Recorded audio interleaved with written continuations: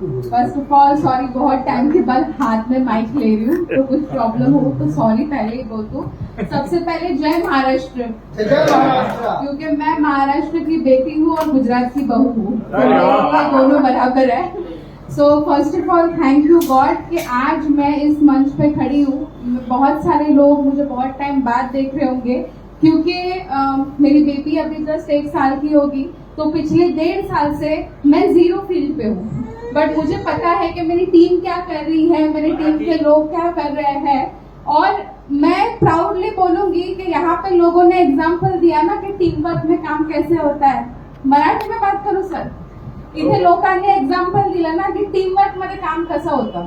So Sameer सरांनी सांगितलं की टीम वर्कने एवढं चांगलं काम होतं। मी सांगू शकते, गेले 1.5 वर्ष मी फील्डवर नाहीये, माझे हस्बंड पण नाहीये जास्त, बट माझ्या सिनियरने माझी टीम चालू ठेवली आहे। क्या बात है। आजपर्यंत जेव्हा मी इथे या प्रोग्राम मध्ये आल्यानंतर माझे टीमचे मेंबर, माझ्या दुसऱ्या टीमचे मेंबर मला तितकंच ग्रॅटिट्यूडने मिळतात आहे, तितकंच ग्रॅटिट्यूडने माझी विचारपूस करतात आहे। याला बोलतात team work. So first of all कल्पेशने जेव्हा कॅन्गन करण्याचा डिसिजन घेतला तेव्हा मला हा बिझनेस बिलकुल करायचा नव्हता, कारण की मला असं वाटायचं की नेटवर्क मार्केटिंग म्हणजे फक्त झोलझपाट आहे। म्हणजे मी त्याला जिग्नेश सरांशी भेटायला पण मना केलेलं की तू जिग्नेश सरांना भेटायला जाऊ नको, कारण की जर तू त्यांना भेटायला गेला ना तर पुन्हा ते तुला कुठल्या तरी झोलझपाटामध्ये अटकवतील आणि तू पुन्हा त्यांच्याबरोबर जाशील। बट ती माझ्या लाईफची सर्वात मोठी चुकी होती। जर जिग्नेश सरांच्या एका कॉलवरती मी कल्पेश बरोबर मलाडला गेली नसती आणि मी कॅन्गनचं डेमॉन्स्ट्रेशन बघितलं नसतं तर आज कदाचित माझ्याकडे ही अपॉर्च्युनिटी नसती।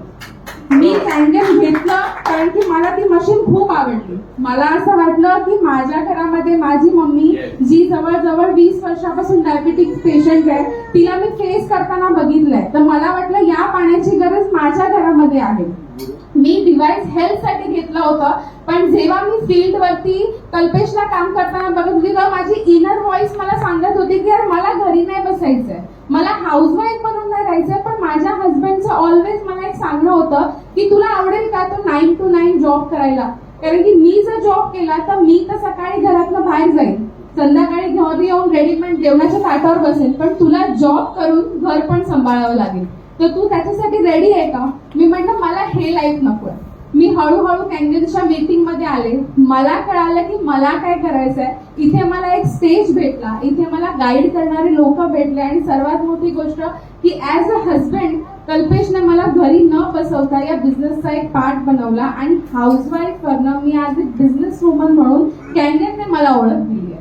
सो हे माझं जे स्टेटस आहे, आज माझ्याकडे या स्टेजवरती उभं राहण्याचा जो मौका भेटला आहे हा जस्ट बिकॉज ऑफ कॅन्गनमुळे आहे। माझी बेबी आता जस्ट खायला लागली आहे। सो इथे खूप लेडीज आहेत, त्या कनेक्ट करू शकतील की जेव्हा मूल खायला लागतं ना तेव्हा आपण अवॉइड करतो की यार मी तिला बाहेरचं नाही देता, मी कसं घेऊन जाऊ। बट मी आज विरारवरनं गोरेगावला आली आहे बेबीला just because of this business, आणि मला डेस्परेट होतं की मी गेले 1.5 वर्ष ना मीटिंग्स मध्ये गेली आहे ना कोणाला भेटली आहे। सो मला जायचं आहे आणि करायचं आहे।